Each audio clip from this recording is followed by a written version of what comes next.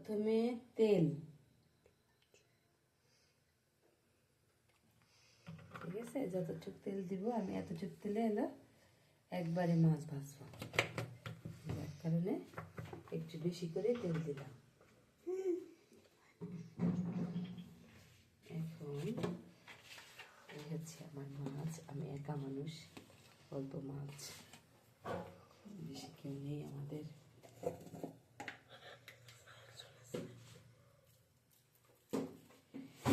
একটু লবণ,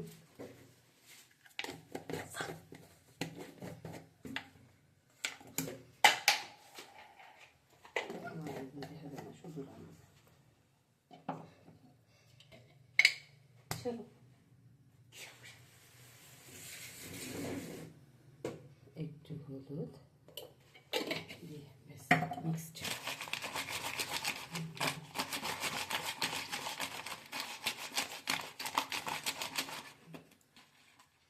এবার আমি একটা একটা করে ভেজে নেব।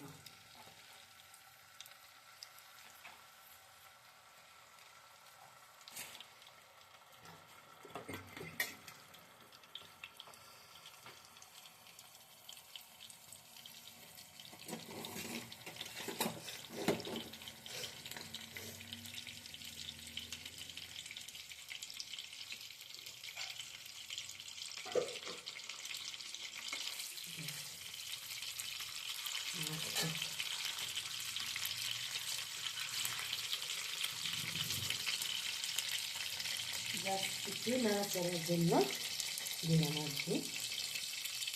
হলুদ হয়ে গেলে এই পিঠটা উল্টে দিই। ভাজা হতে হতে আমি বলে দিই, এখানে আমাদের আছে পেঁয়াজ কুচি, টমেটো কুচি, এখানে আদা রসুন বাটা 1 চামচ টক, সাথে আরও নিব এক এক করে সব বলবো আস্তে আস্তে।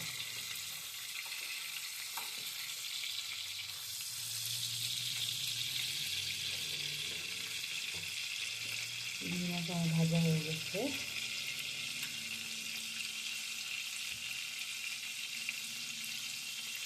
এবার জাস্ট তুলে নেব।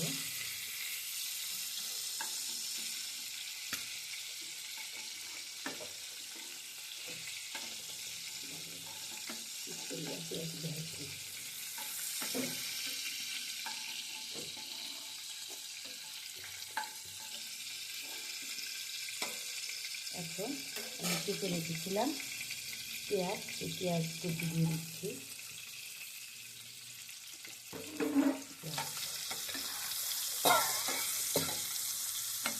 একটু নাড়াচাড়া দিচ্ছি, বেশি না, যার যতটুকু পেঁয়াজ খুশি সে যতটুকু দিতে পারে, সমস্যা নাই।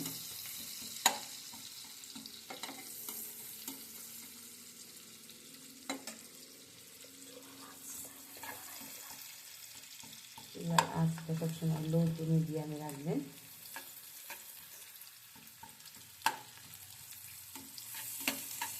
এখন পেঁয়াজটা ভাজা হতে হতে আমি একটু লবণ দিয়ে দিই। পেঁয়াজটা ভাজবেন জাস্ট যতটুকু গন্ধ না থাকে। আমি হালকা একটু লবণ দিলাম, পরে আবার লবণ পরিমাণ মতো লবণ দিয়েছি। যদি একটু কম হয় পরে আবার লাগলে একটু দিব আর কি, চেখে দেখার পর যদি লাগে তখন দিব। জাস্ট পেঁয়াজের কাঁচা গন্ধটা একটু যখন চলে যাবে তখন আমি আস্তে আস্তে দিয়ে দিব হচ্ছে টমেটো কুচি, না সরি আদা রসুন বাটা। এখানে 1 চামচ আদা আছে, 1 চামচ রসুন বাটা আছে। ভালো করে মিক্স করে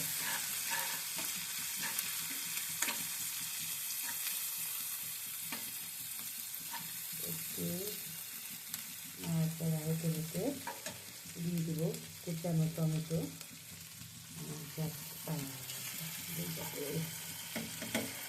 সমস্যা নাই, দই পড়ে গেছে, দই পড়লেও সমস্যা নাই। এখানে ঘাবড়ানোর কিছু নেই, দই আগে দিলে দিতাম, পরে দিলেও দেওয়া লাগবে আর কি।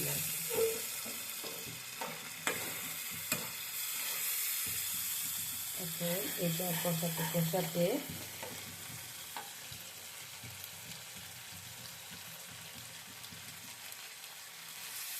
এখানে আমি একটু দিয়ে দিব হলুদ, যে যতটুকু খায় সমস্যা নাই, 1 চা চামচ, একটু কম হলুদ।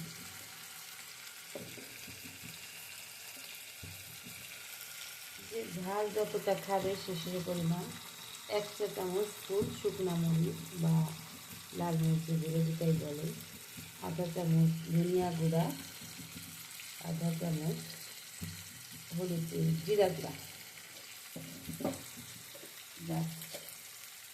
দিয়ে দিলাম। এখন আমি এটাকে ভালো মতো নেড়ে করে ভালো মতো কষিয়ে নেব।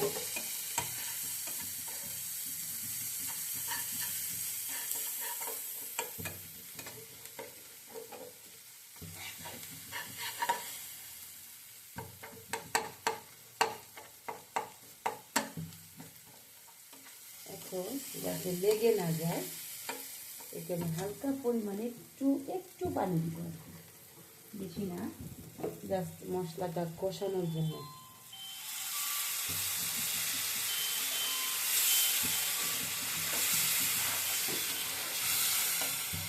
এখন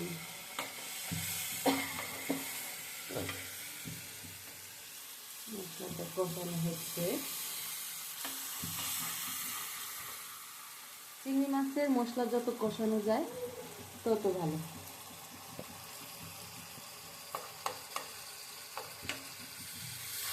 কষাতে কষাতে দেখবেন জাস্ট একটু তেল উঠে গেছে উপর দিয়ে,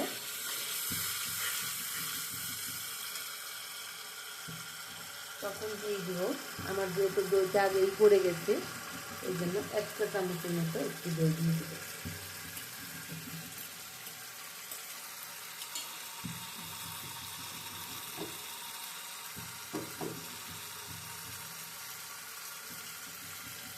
আপনারা ইচ্ছা করলে আরও দিতে পারেন, সমস্যা নেই। যত টক দই দিবেন তত জিনিসটা ভালো হবে। এবার একটু ভালো মতো কষিয়ে নেব।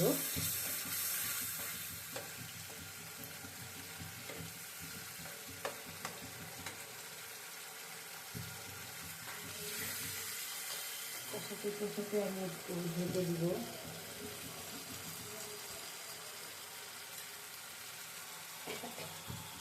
সামান্য কিছু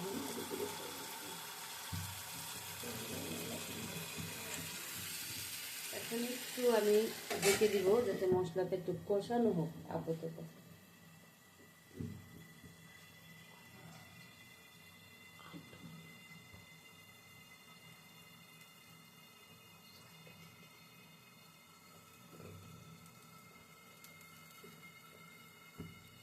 এখন আসছি 5 মিনিট পর। এখন দেখেন উপর দিয়ে তেল ছেড়ে দিতে, এখন আমি কী করব, এই চিংড়ি মাছগুলো দিয়ে দেবো। ভেজে রাখা চিংড়ি মাছগুলো আমি এর ভিতরে অ্যাড করে দেবো।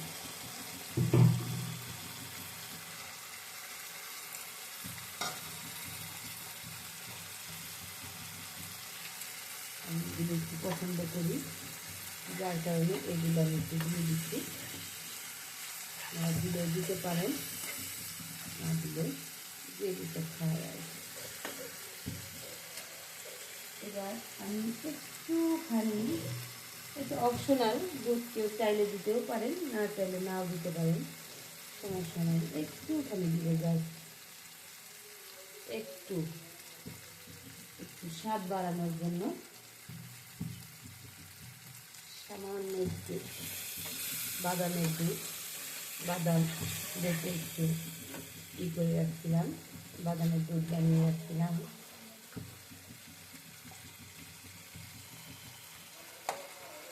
জাস্ট হয়ে গেছে দেখেন প্রায়। এখন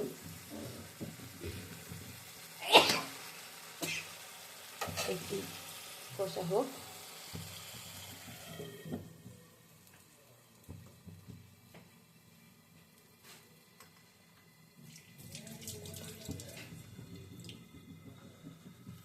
ভিডিওটা অনেক বড় হয়ে গেছে।